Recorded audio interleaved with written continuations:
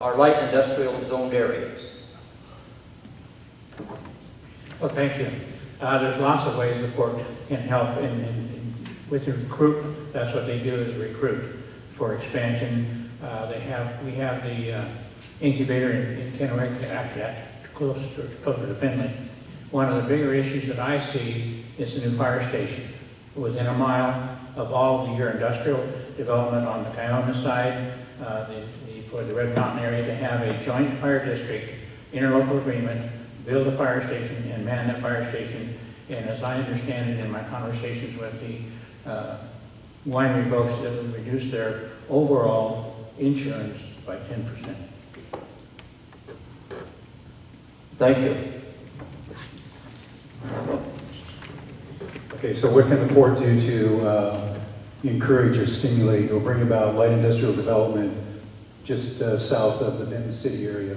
Well, in my view, the port can continue to work to encourage the development of Red Mountain. And as many of you know, the port owns the Tri-City Raceway property, and so that's an opportunity for the port to prepare that property for private sector development of light industrial, continue to support the growth of Red Mountain, continue to work with the state and the city of West Richland on the urban growth boundary adjustment for West Richland, and get the Red Mountain interchange in here. And I believe that as Red Mountain grows and develops, and with the new interchange and all of these things, all of these developments that are happening in Red Mountain will indeed benefit Benton City and the area around Kiona. And so to me, if we just continue to work on those measures and continue to stimulate that growth and make that happen, then light industrial development will follow, because there's ample supply of land here, excellent highway access. Thank you. John and I agree on a lot of things, and that's one of them. If you'll remember, some of you back here, about 10, 12 years ago, when I was the director of the Port of Kennewick, we looked at the opportunities that the port could have in this area, especially in developing that 200 plus acres on the other side of the freeway that's in government hands. What can we trade? How can we develop it? How can we enhance a business park, first class, and the incubator buildings that Mr. Bowman talked about? I think it's paramount that we continue to do that. That remember, this component of Benton City is within the jurisdictional boundaries of the Port of Kennewick. But not only that, how can we work together with the Port of Benton to parlay funding, to bring partnerships to the table so that both ports can come together and be a vibrant part of the future of Benton City on both sides of the freeway. And the more that we can partner together with the city, with the county, with the two ports, and bringing our case to the state of Washington on the need to develop this area, the better off we're going to be. And I'm all for that, and I pledge, if I'm elected, that'll be high on my schedule of things to do. Thank you.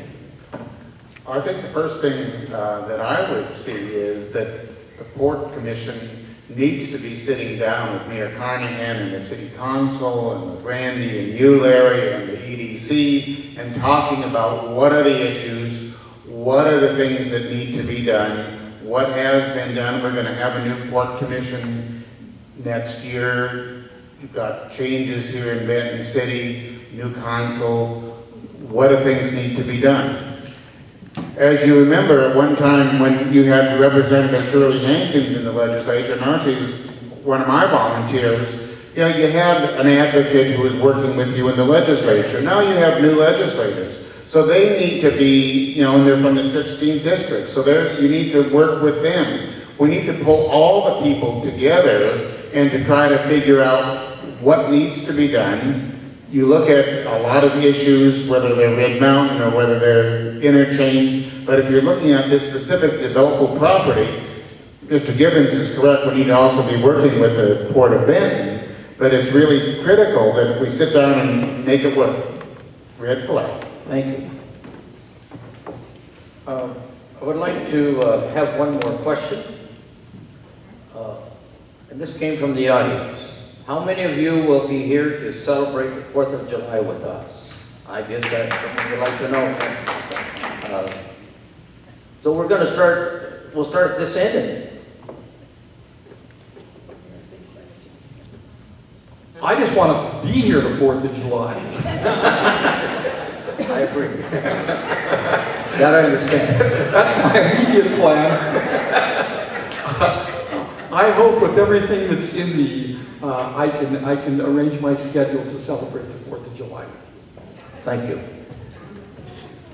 My wife and I have many long-term friends, and and many of them went to high school with my wife. My wife, Chris, graduated from Kennewick High School in this area in 1971.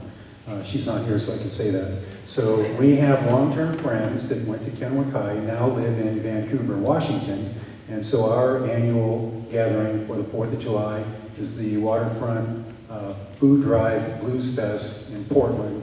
It's a lot of good fun with good friends for a good cause to raise some food and take in a little bit of Portland on the 4th of July. Thank you.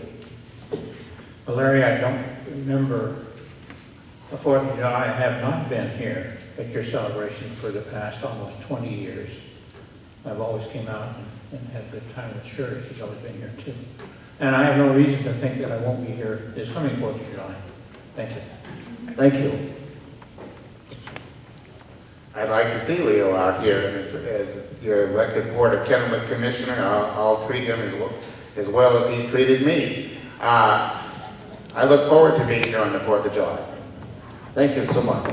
Thank you, gentlemen, for being with us tonight. Got a party? Well, let's give each one of them 30 seconds as a closing statement. Start right here. All right. I'm the old hand here. This is the youngster as far as it relates to the Port of Kennewick. I've been around 20 years as a port commissioner and a port director. I've been president of the Washington Ports Association, and I want to continue that tradition and bring that experience to work for you as a continuing port commissioner. Thank you. Thank you. I'm the newbie, and if you read the Tri-City Herald editorial on October 8th, it talks a little bit about this race, and absolutely, I am the newbie here. This is my first time in a political race. I was appointed to this position, and I think I've worked very hard to come up to speed with the Port of Kennewick. I've faced some challenging decisions here in the first 17 months, and I believe that I know in my heart that I made the decisions that are in the best interest of the taxpaying constituents at the Port of Kennewick. I pledge if brought back to this commission, I will continue to work hard and serve the best interests of the majority of the constituents. Thank you. Thank you. I have two personal missions parts as a port commissioner. One of them would be to create a major return on investment to the port taxpayers and to the region as a whole. And the second would be to fulfill the obligations of the port in stimulating job creation, family wage jobs, industrial recruitment. I also think it's time for a commissioner to be representing the Port of Kennewick that does not live or own a business in the city of Kennewick. Thank you. Thank you. I look forward to the opportunity to create a new vision for the Port of Kennewick, and that includes you, and that includes Benton City. I think if we're going to move forward, we need to move forward together. I pledge my experience on the City Council of Kennewick, with many years in the Tri-Cities community, and knowledge of Benton City, to be here with you and to create a better future for Benton City. ThomasMoak.org is my website. You don't have to live in the Port of Kennewick to tell your friends to vote for Tom Moak for Port Commissioner. Thank you, gentlemen. And the pamphlets? Please take our pamphlets. So they're leaving here. Thank you, gentlemen, for coming. Give them a good hand for coming tonight.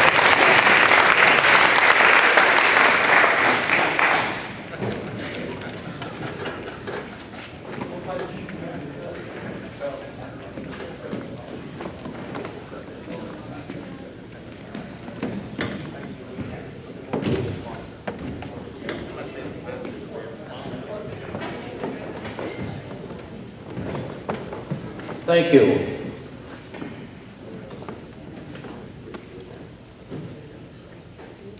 Prosser Memorial Hospital District. Do you have anyone here from? Yes, we do. Good. I don't know, well, how come we have 12 questions for?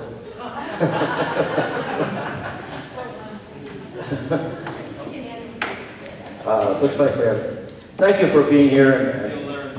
Yeah, there you go. My name is Andy Gilbertson, and I am running for the Prosser Hospital District Commissioner position 4. I'm running unopposed, so I don't have to deride my worthy opponent or anything. So what I'd like to do is just talk a little bit about what the hospital district has been up to recently. We have lots of challenges and opportunities in a changing landscape of healthcare today. The Affordable Health Care Act, reimbursements, changes in Medicare and Medicaid. And while these are just a few of the changes and challenges, one thing remains a constant. We want to provide the best health care for the citizens in our district. I'm not from the healthcare field, so my first term has been a steep learning curve. I spent 33 years as a teacher in Prosser. My wife and I raised 3 sons, all grown now and have flown the coop. Now's the time I can give back to the community and this that has been so good to us. Some recent excitement around PMH. Recently, we approved a remodel for 4 brand new birthing rooms, state-of-the-art, top-notch facilities. They'll be ready in less than a year. Come deliver your babies in Prosser. We have a new community paramedic grant through CMS. It's designed to aid released patients to cut down on readmits. A readmission to the hospital is bad for the patient and it's bad for the hospital. So paramedics can now come out to their home, visit them in their home, making sure they're taking the right medications at the right times, and they understand how to change their dressings and so on. So this is a great opportunity. We have a new chief medical officer for the first time at Prosser Memorial Hospital, Keith Barvillas, and he is going to be a great liaison between the healthcare community and the administration. We have 3 hospitalists, 24 hours a day at Prosser Memorial Hospital. That is in cooperation and a partnership with Cadillac. We have a brand new ouchless pediatric emergency room designed for our little ones who come in. New equipment, new procedures that help those little guys to not feel so frightened and so on when they're in the emergency room. We have a very efficient emergency room now. I know, I heard horror stories from before, but in the past year and a half or so, we've been working very hard where if you come into the emergency room, you will be seen by a doc in less than 10 minutes. So I got more. Thank you. Thank you. I do remember this gentleman from being a teacher. That's where I knew you when you had. Thank you so much. PMH is a strong partner in events and organizations in Prosser. How would you anticipate PMS becoming a strong partner in events and organizations in Benton City? Great question. I hope you have visited our new, I still call it new, it's probably been about a year now, the new clinic here in Benton City. There is a brand new OBGYN, which I believe is the first time Benton City has had an OBGYN at the clinic. We want to partner through that clinic with physicals for Benton City athletes, and we're looking to, Benton City is part of the hospital district. We serve you. So if there are ways that we can help deliver great health care to Benton City, let us know. Thank you. How would you as an elected official envision enhancing medical service in the Benton City area? Well, I think through what I've just said, the clinic, there is also in Benton City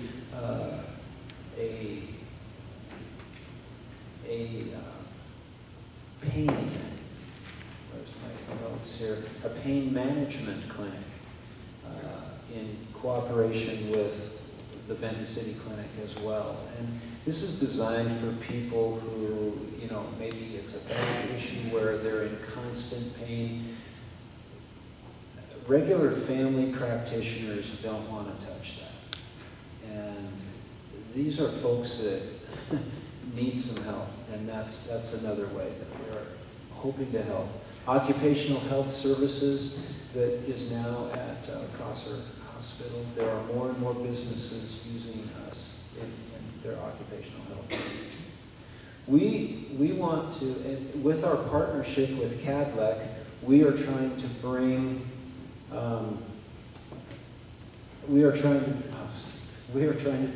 some of the specialties, the specialists to Prosser, cardiac specialists, nephrology, and so on. So not only bring you to Prosser, but folks, go to Prosser, go to Richland. It's kind of a toss of the coin here, but we welcome you in Prosser. Thank you so much. Appreciate you being here. And I want to encourage for those who live in Benton City that you visit our clinic if you have not. My wife and I chose to make some changes for the clinic, and we've been very pleased. So I would encourage you to visit the clinic. I'm very pleased with what I see so far. When I've had criticisms, I've gone straight to them and given it to them, and they haven't thrown me out yet. So I would encourage. That's just a plug for our own city. Mr. Rouse, I believe he's here from our fire district. We tried to drum up somebody to run against him, but he's doing such a good job that we couldn't find anyone. So Mr. Rouse is going to tell us what's happening in the fire district and tell us some things about him being re-elected. I'm just taking up your time. You could be watching something other than this. Use the mic. Thank you. My name is Stephen Rouse. I've been on the fire department now for better than 15 years. We've gone from a cramped building on Main Street that just about prohibited anything except keeping a couple of trucks out of the rain. And the building is now owned by Wines and Vines, and they've done a much better job than the fire district would have, so you ought to be happy they're there. And you ought to be happy that we moved. Today we have 48 volunteer fire people. Many of them have taken advanced EMT classes for ambulance service or advanced fire suppression classes so that they can get better at their job and advance in their departments. We have mutual aid contracts with all of the local fire departments. Particularly, I want to mention West Richland and Prosser, and we get really good support from those fire districts. We get good support from everybody, but and we also reciprocate that support to other fire districts. Chief Duncan applied for a grant last year, and it was approved. And it was a big deal, and it's a big deal to you people. We were able to hire 6 new firemen, and they're now resident firemen, and we tested out of a group, just to tell you how eager people are. We had 79 applicants, and we selected 6. So there was a lot of, some hurt feelings there because everybody didn't make it. These resident fire people cost Benton City $0 because of their salaries are paid by a federal grant. And again, had it not been for Chief Duncan, that wouldn't happen for us. Fire District 2 is presently involved in some major renovation projects. We're making changes in our main building, We're making more storage and more parking. We're enlarging our front office, both for the safety of our secretary and for the personnel and the people that come in to visit and discuss their questions. We have an independent building going up for vehicle maintenance. And we also have a new addition to our main building where these 6 resident firemen will have their bedrooms. Much of this construction will be paid for when we sell the building that's right across the street from our fire department. So we're not just spending money. We actually have a plan. We're gonna sell the present resident fire building when we get ready to move. I've really enjoyed being part of the growth of Fire District 2, and I hope to see this construction project come to an end so that it makes the residents of Benton City a little more comfortable, and it'll demonstrate that the fire district in Benton City is second to none. And we're plumb tickled with our fire department, and I think we've done an excellent job. Thank you. Thank you, Mr. Rouse.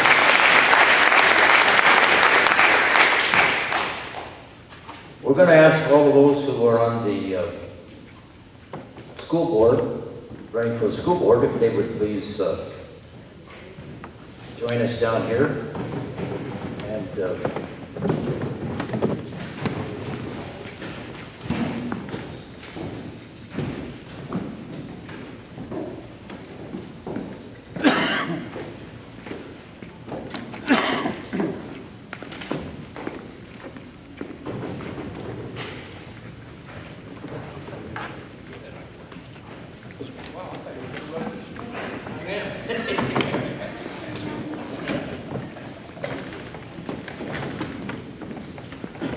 each have your own placards, so if you'll put them up so everybody will know. I think most people probably know who you are, but Dan, where's yours? Don't you? Probably if you turn the other around so they could see this way, it might help a little bit. I hope by now you know who he is, or we're in trouble. We all know. Yes. Thank you, gentlemen, for running for this office. And we're going to give you 3 minutes. Please remember to observe the yellow and the red flag, as those previous have done, and we thank them. So we're going to start. We're going to start at this end and go this way. We've been so just kind of. So we're going to start with you, Ivan. How about that? You got 3 minutes. Oh. All right. My name is Ivan Howard. Born and raised here. My parents were born in Arkansas and Oklahoma, so don't hold that against me. But they moved here when they were very young, so been here for the last 49 years. I've raised, me and my wife have 4 children. One son that is graduated from Ky-V and is now a pipe fitter apprentice.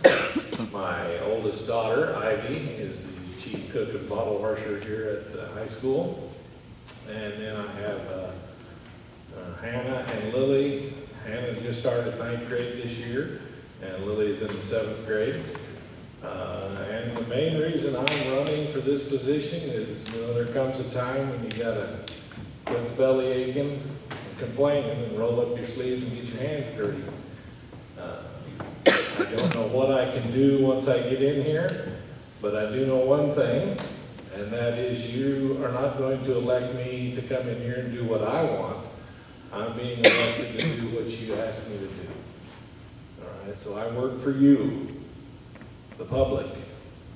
I believe that's why they call this a public school. All right, these are your children as well as my children. You're not voting me in here to have my own agenda. You're voting me in here to be a voice for those that are either too shy or not willing to step up. But you get a hold of me or the rest of the council, bring your issues to us, and we'll take them from there, whether I agree with it or not. I represent you. All right? That's me.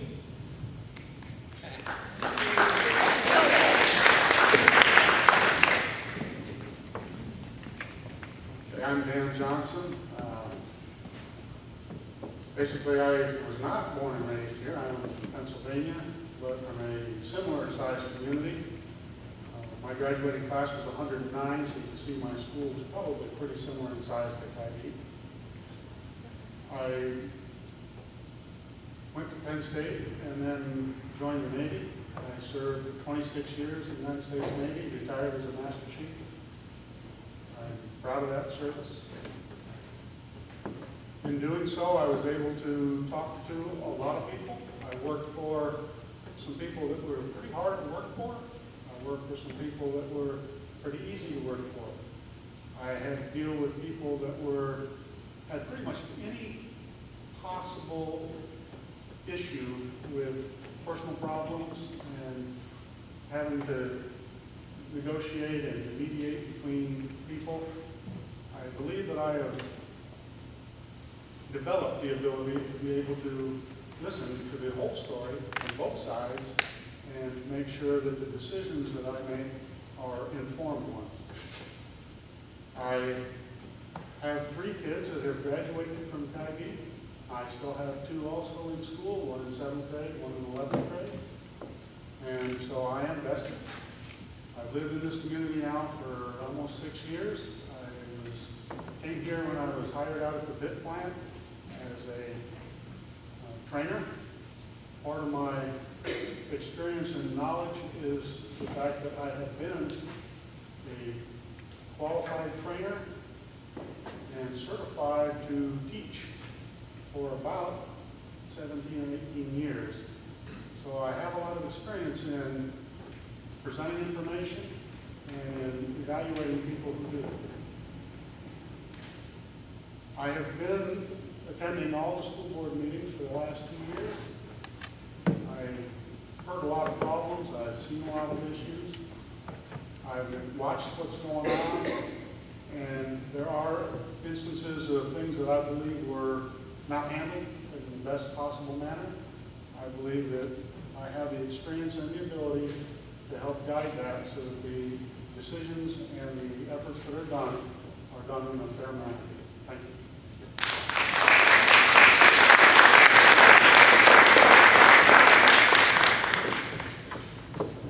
Hello, my name is Dan Raap. I'm running for school board position number 5.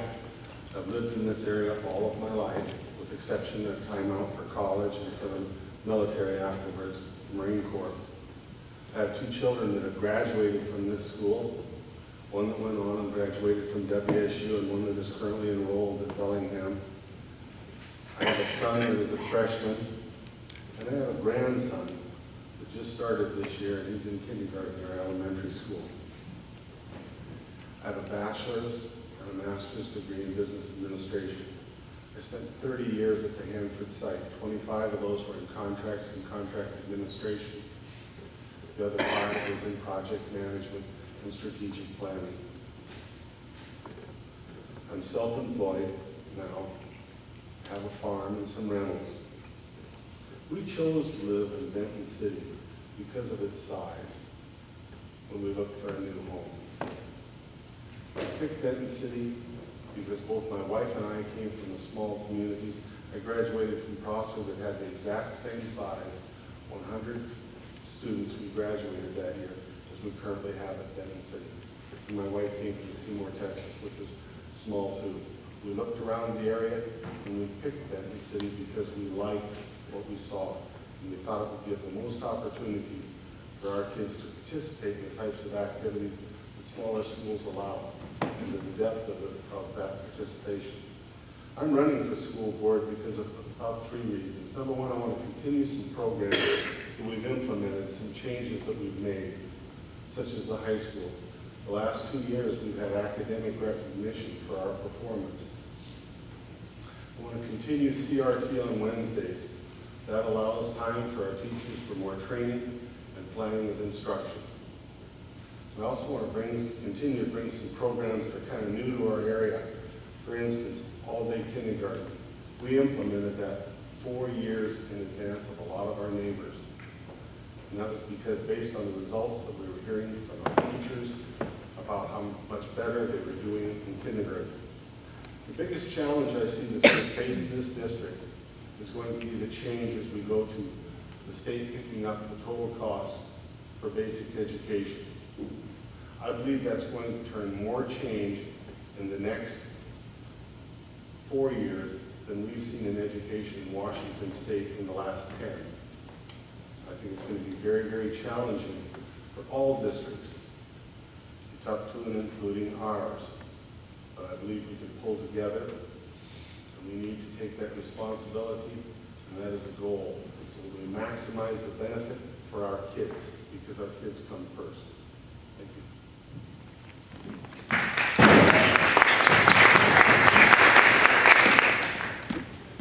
So, just to make sure, I just want to make sure you guys can hear me. Well, my name is Haun, and I'm running for school board position number 5. And I want your vote. I grew up here, I went to school K through 12, like my mom and my dad did, my sister, my wife's family, and our son John. I have nieces, nephews, and other family relations that still go to school here. I have very strong feelings for Kaidi. I'm proud to call Benton City my home, and I'm even prouder to call myself a bear. I have a degree in business administration with an emphasis in personnel from Eastern Washington University. 4 years ago, I was asked to run for the school board, but felt like I needed to educate myself on the process, procedures, and policies of the district before doing so. Since that time, I've attended most board meetings, and I feel like I'm aware of the issues facing the school district. I want you to know that I think the kids are fantastic, the teachers are incredible, and the staff is amazing, but I believe that change is needed.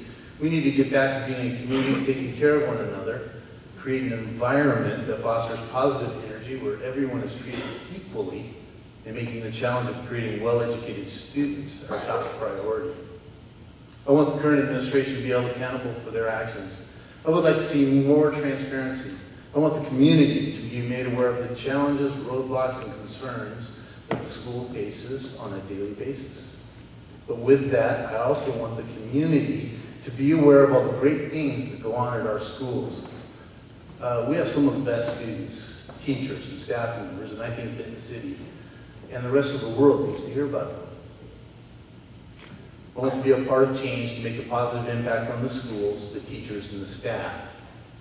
Let me do that for our schools so we can move forward to an even brighter future.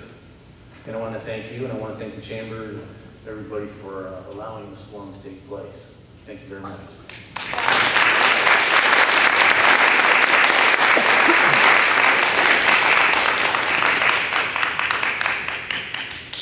We have many questions. I've tried to group some of them together so that we get sort of a consensus. Several questions here are dealing with the idea of teachers' wages. Should they continue to be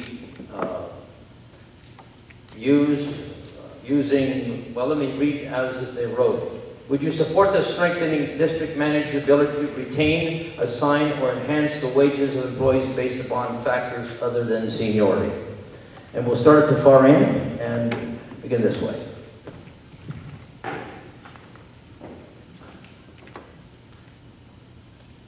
I believe effective evaluation of the teachers is important in determining their wage. I think seniority shouldn't be the only factor. Maybe it is a factor, but I believe performance and how well you're doing teaching the students is important. So in that regard, I think if that's the question, I believe that's the intent basically of the question. So yeah, I think it's important for teachers to be evaluated in other areas rather than just seniority. Yeah.